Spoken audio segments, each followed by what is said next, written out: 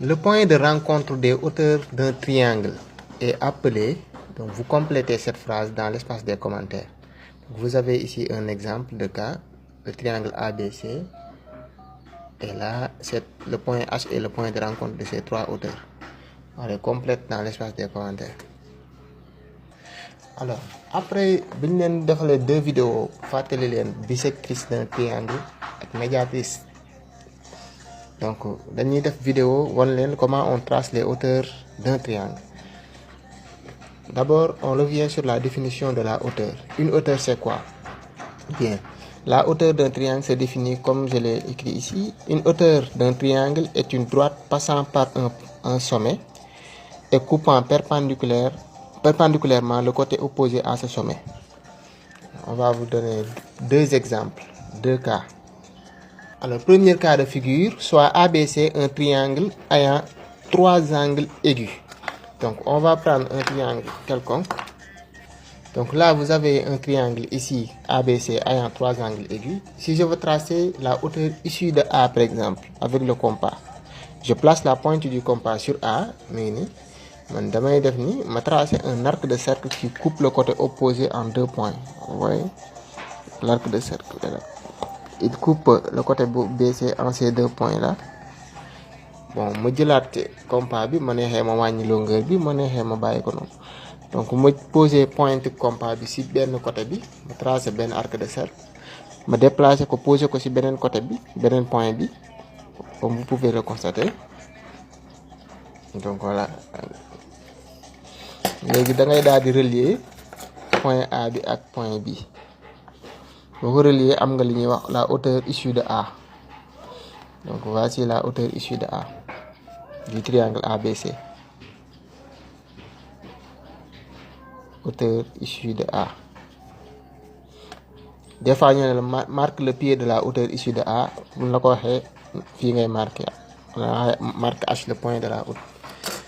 Le pied de la hauteur issue de A. Alors, tu répètes la même procédure.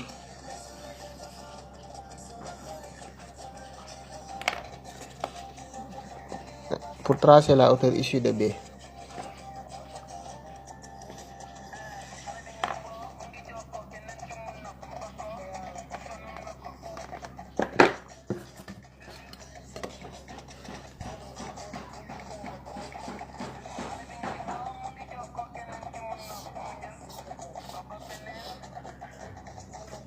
Puisque les trois hauteurs sont concurrentes, donc je peux tracer la hauteur issue de C comme ça parce que donc vous avez ici H. Donc le point H est appelé l'orthocentre du triangle. Donc H est l'orthocentre du triangle. On l'a posé au commencement de la vidéo, l'orthocentre du triangle. Bon, le deuxième cas est plus difficile à faire. Le deuxième cas. Le deuxième cas, c'est le cas où le triangle possède un angle obtus. Donc soit ABC un triangle ayant un angle obtus. L'angle obtus est là. L'angle A est un angle obtus. Il est plus grand qu'un angle droit. Vous allez prolonger le côté BC pour ce triangle.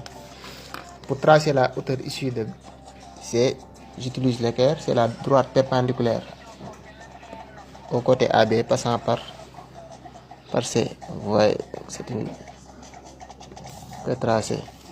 Donc, vous avez dit orthocentre bi day nek ci biti triangle bi. C'est le cas le plus difficile pour les élèves.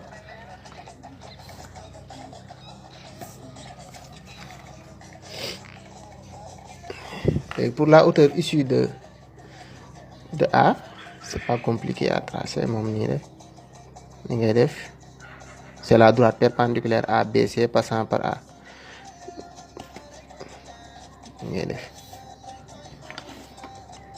La perpendiculaire à BC passant par A. Donc, puisque les trois hauteurs sont concurrentes, on peut relier B avec point de rencontre ñaari hauteur bi rek nga am troisième hauteur bi. Donc troisième hauteur baa ngi noonu.